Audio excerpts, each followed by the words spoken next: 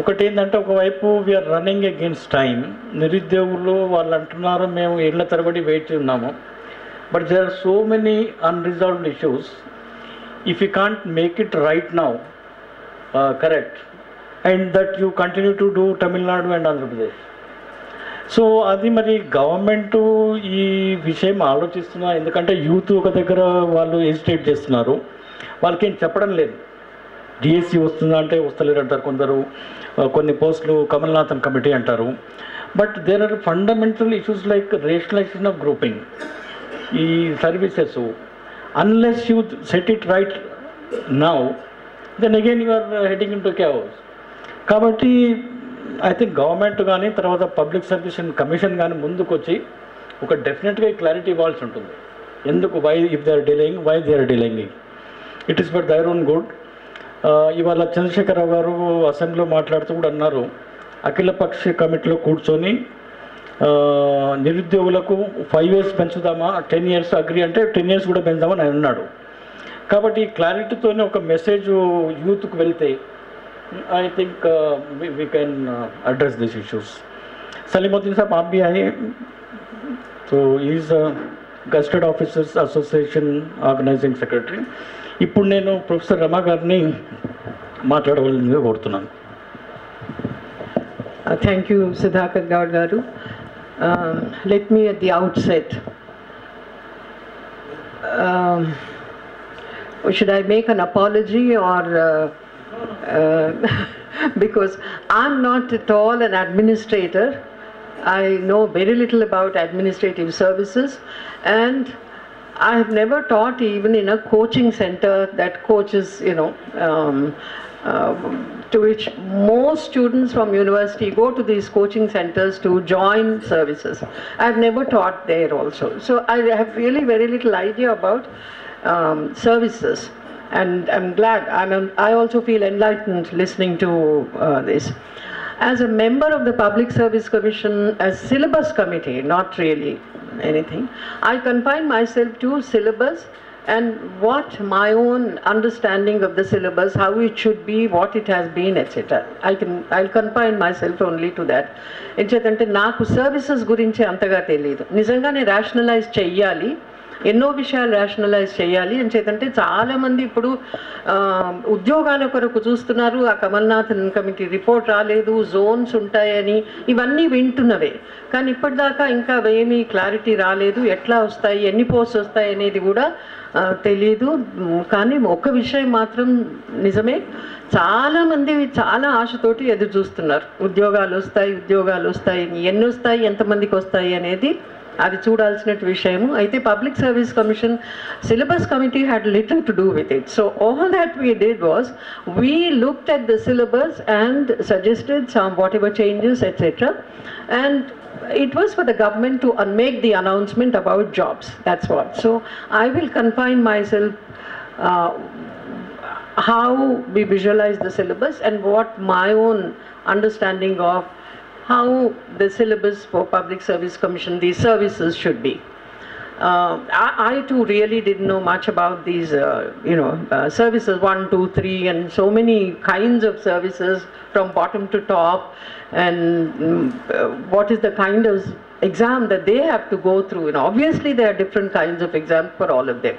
Ante andariki okay exam kaadu adi, ఒక్కొక్క సర్వీస్కు ఒక్కొక్క రకమైన పరీక్షలు ఇవి ఉంటాయి. బికాజ్ కొన్నింటికేమో ఎలిజిబిలిటీ ఇప్పుడు గ్రూప్ 3 or 4కి ఇంటర్మీడియట్ లేకపోతే 10th standard పాస్ అయితే చాలు, ఇంకా కొన్నింటికి గ్రాడ్యుయేషన్ ఉండాలి, అటువంటివన్నీ ఉన్నాయి కనుక ఆ స్థాయిని బట్టి పబ్లిక్ సర్వీస్ ఎగ్జామ్స్ కూడా ఉన్నాయి.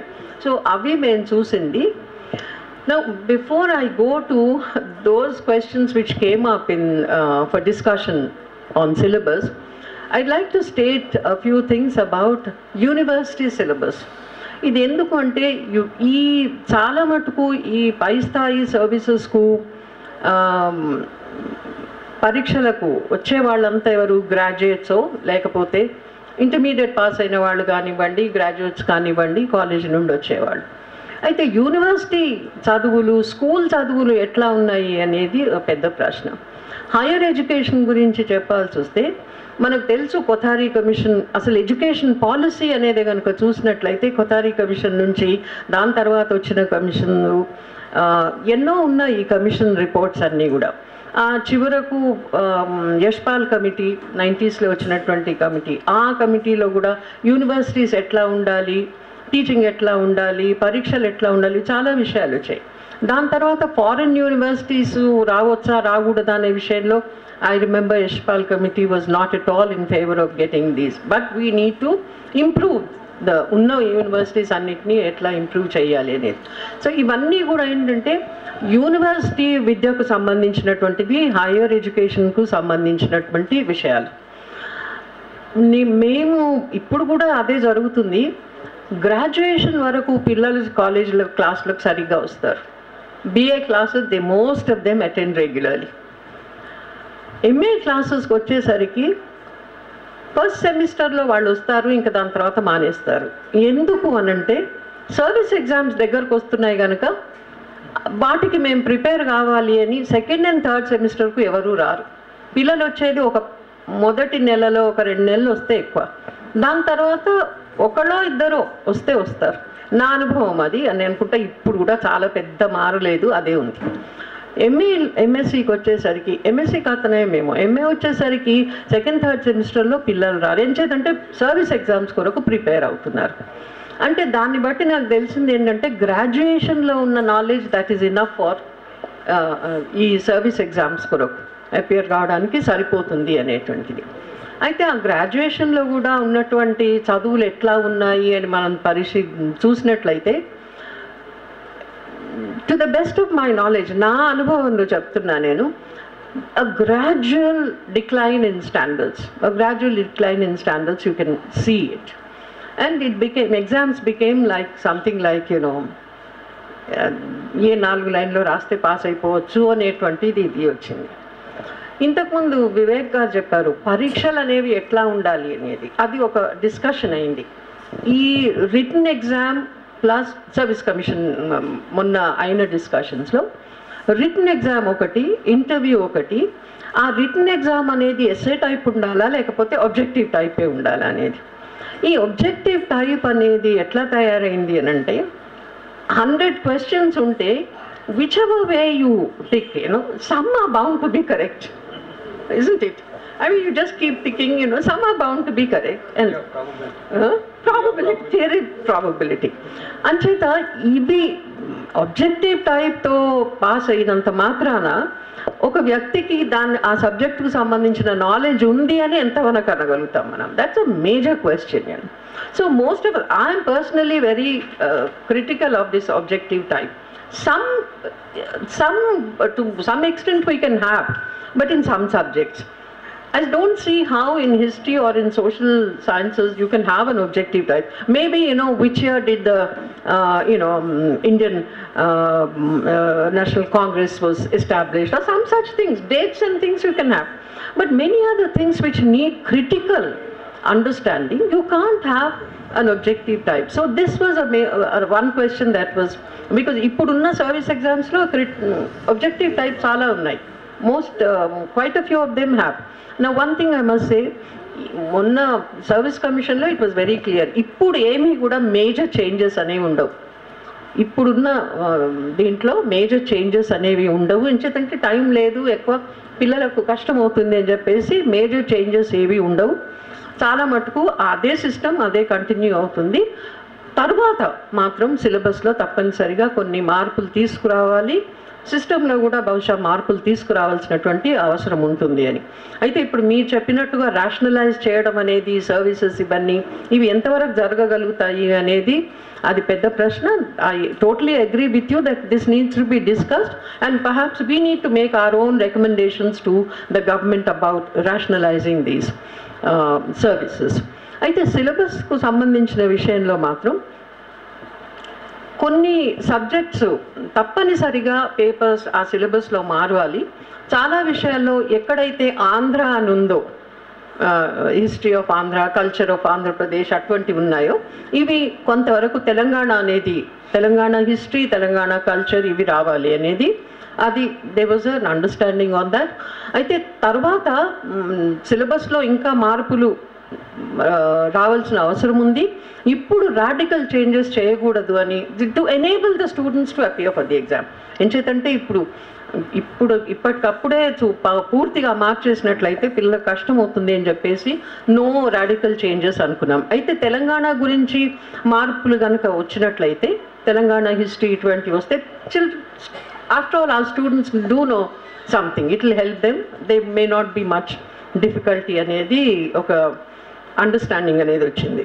సో ఈ సిలబస్లో మార్పులు అనేవి పెద్దగా రాకపోయినప్పటికీ హిస్టరీలో దీంట్లో కొన్ని మార్పులు వచ్చాయి. ఇంకొకటి ఏంటంటే constitution, Indian constitutional working of the constitution, ఈ విషయాల్లో తప్పనిసరిగా సర్వీసెస్లో ఉండే వాళ్ళందరికీ కూడా కొంత అవగాహన ఉండాలి అనేది కూడా కొన్ని మార్పులు ఇండియన్ కాన్స్టిట్యూషన్ గురించి, ఆ విషయాల గురించి కూడా ఒక అండర్స్టాండింగ్ అనేది ఉంది తప్పనిసరిగా కాన్స్టిట్యూషన్ గురించి. ఇంకొక విషయం డిస్కస్ అయింది ఏంటంటే ఈ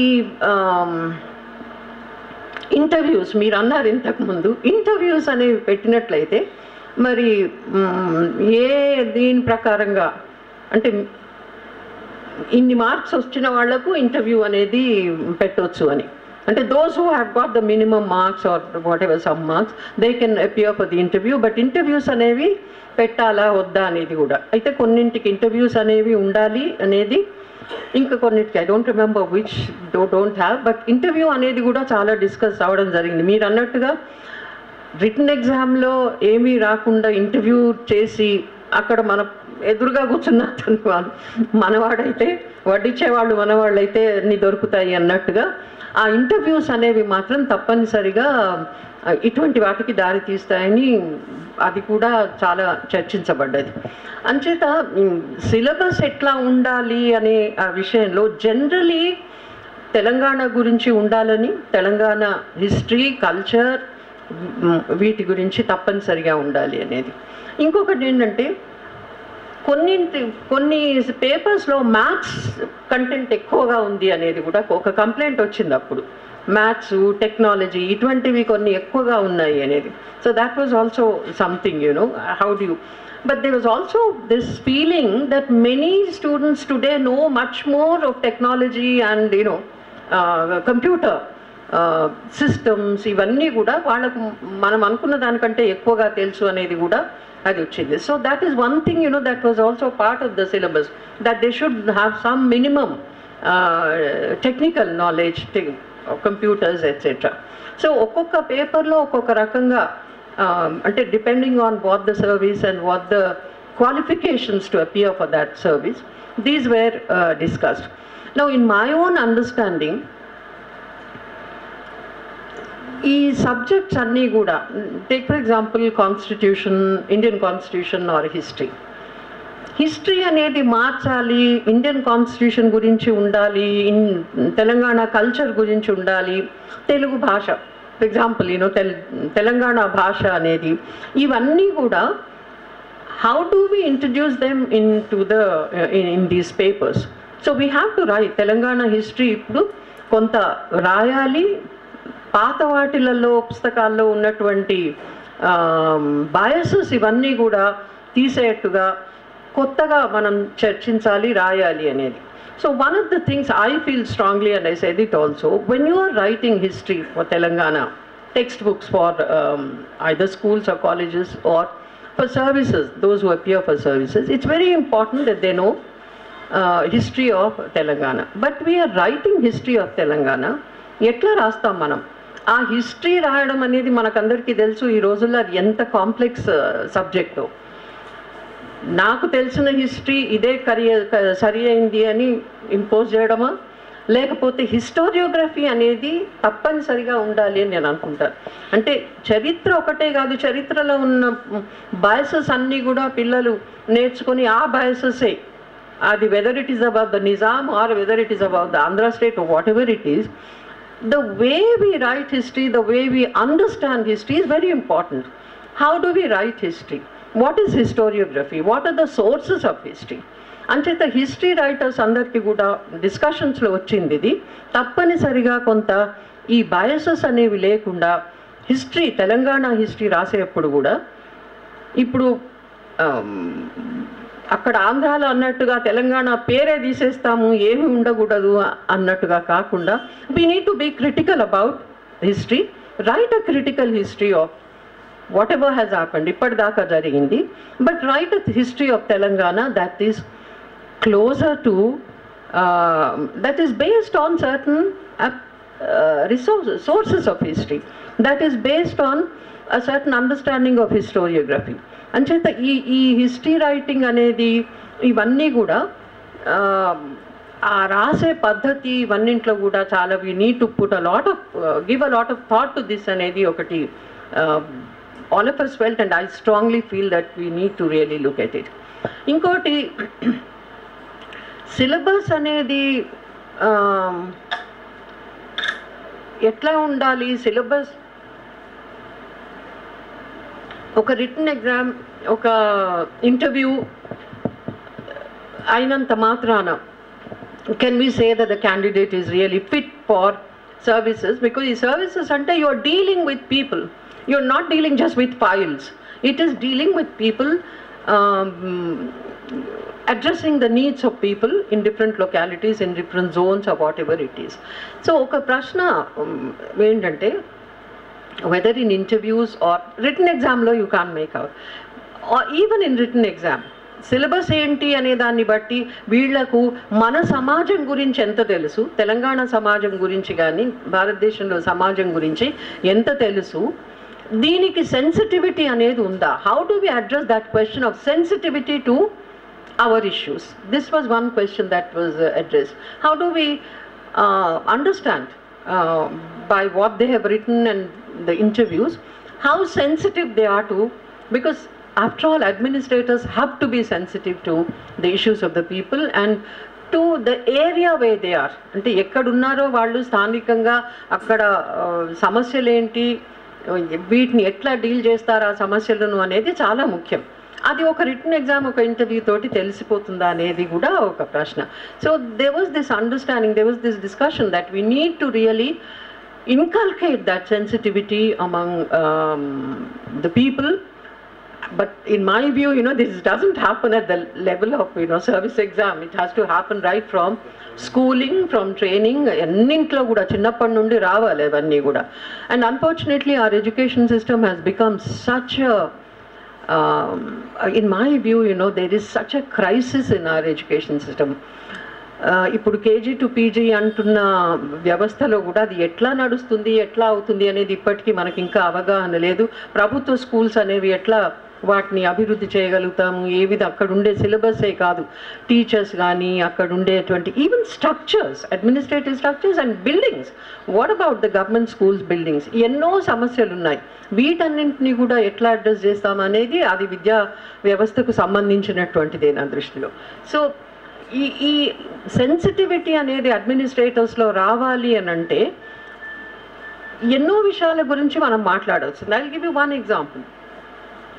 Many students who come from urban areas, English medium urban areas నుండి అప్పర్ క్లాస్ దీని నుంచి వచ్చిన వాళ్ళు, కుల వ్యవస్థ ఉంది అని అంటే అయ్యో ఉందా కుల వ్యవస్థ, ఎక్కడుంది మన దగ్గర కుల వ్యవస్థ, ఇంత మోడర్న్, మనము ఇంత మోడర్న్ సొసైటీ ఎక్కడుంది అని అనేవాళ్ళు కూడా ఉన్నారు. I mean it's really shocking that they wouldn't know anything about caste. Take for example those who are in sciences and those who are into technology and all, very few of them really look into these issues. How does a rural person, a rural backward area or a tribal Dalit student cope with this, cope with education and cope with administration? Is the administration sensitive to those issues? These were also some of the questions that came up. So it's very important that right from our schooling, certainly university education, what needs to be done is, if we have to really improve our services, improve our public service exam and assessment, etc., it is linked to our university education also, higher education and school education, etc. So this becomes then a big question. It's not just a question of restructuring administrative services, rationalizing as you said, but it's also a question of how do we not only rationalize the structures and services, how do we make those structures and services sensitive to the issues of the people, sensitive to the area, region, people who live there and where they come from, what is their background, how do we address these issues అనేవి ఇవన్నీ కూడా చాలా ముఖ్యమైనటువంటి విషయాలు అవుతాయి. స్ట్రక్చర్స్లో ఒక మార్పు, అయితే మన విద్యా విధానంలో ఒక మార్పు, వీటిని రెండింటినీ కూడా ఏ విధంగా మనం ఒక సిస్టమ్గా చేసి, మీరు అన్నట్టుగా తెలంగాణ అడ్మినిస్ట్రేటివ్ సర్వీసెస్ అనేవి అవి సెన్సిటివ్గా ఉండాలంటే చేయాల్సినవి మాత్రం చాలా ఉంటాయి. Not just restructuring but also go deeper into the whole question of our education system. So when we address these issues, ఒక్కొక్క పేపర్లో ఎటువంటి మార్పులు తీసుకురావాలి అనేది, రాడికల్ చేంజెస్ ఏమి రాకపోయినప్పటికీ కూడా తప్పనిసరిగా అందరికీ కూడా అంతో ఇంతో హిస్టరీ గురించి, మన సమాజం గురించి, what is the kind of society we live in and what is the constitution, what is the constitution envisage. ఇంతకు ముందు మీరు గౌడ్ గారు అన్నట్టుగా ఫెడరల్ సిస్టమ్ మీరు అన్నారు, ఫెడరల్ సిస్టంలో సెంటర్కు స్టేట్స్కు ఉన్నటువంటి what is the distribution of powers, how do we deal with it, how do the states assert themselves in order to address the questions of regional issues. How do they address these regional questions అనేది కూడా, these are very important issues. So what we felt was, what I strongly feel is, it's a question of understanding the constitution, critically looking at our constitution, critically looking at our history, society, and inculcating that sensitivity among those who appear for these services. Now, ఇప్పుడు universities నుండి ఎప్పుడైతే ఈ సర్వీసెస్కి appear అవుతారో, కొంతమంది graduates service 1 exam కానీ service 2, what ever those services, మీరు ఇంతకుముందు అన్నట్టుగా స్టేట్ లెవెల్ సర్వీసెస్లో ఇట్స్ అ హయ్యర్ లెవెల్. అయితే ఈ హెరార్కీ అనేది ఉందే, this hierarchy is something that I think those hierarchies may be administratively, they may be very important, but in terms of understanding society, in terms of sensitivity to our society and social issues, how important are these hierarchies? Now this to me is a big question. I'll put this to you in a different way. I hope you don't think it is irrelevant. To me it is very relevant. For example, ఇప్పుడు అంగన్వాడీలో పనిచేసేటువంటి స్త్రీలకు నిన్న పెద్దగా పెంచారు. Now why are they not treated as part of the services of primary schools or government schools? Is it not important that they are also treated as part of the government school system and give them minimum wages or make them give them social security, treat them as individuals who are contributing to your preschool education? Why is it that is not taken as an important issue? In my view, it is very important that if the school system has to be rationalized, if KG to PG school system, government schools have to be rationalized, not only teachers who appear for these service exams, isn't it? Government schools lo appear udyogalu dorakalante, they have to appear for these. Atvantapudu ee preschool lo panchestunnatuvanti అంగన్వాడీలలో they are supposed to be preschool. Don't forget that ICDS is a centrally funded program. మరి అక్కడ పనిచేస్తున్నటువంటి వాళ్లకు ఎందుకు వాళ్ళను సర్వీసెస్గా గుర్తించరు? Why don't you recognize them as government servants and give them minimum wages and social security, etc.? No, in our hierarchy it doesn't figure. So this hierarchy is something that puts many people out of the whole system, even right at the bottom. ఇప్పుడు JHMCలో పనిచేస్తున్నటువంటి వాడు, how many people work in those at that level? Where do they go? Where do they figure? What is their status? So in that sense, to me it's not just there's services 1, 2, 3 that need to be rationalized. I feel all those who work They should be, for work in the government schools or for the government, there must be some rationalization, something must be done to include them. It has to be an inclusive system. You can't exclude them and say that these are lowest services, so we don't have to bother about them and anything. So, my own feeling is, my own understanding is that we need to raise many philosophical questions. Philosophy of education. What is the philosophy of education? What is the philosophy of our constitution, for example? A constitution which Ambedkar, who talked about constitutional morality.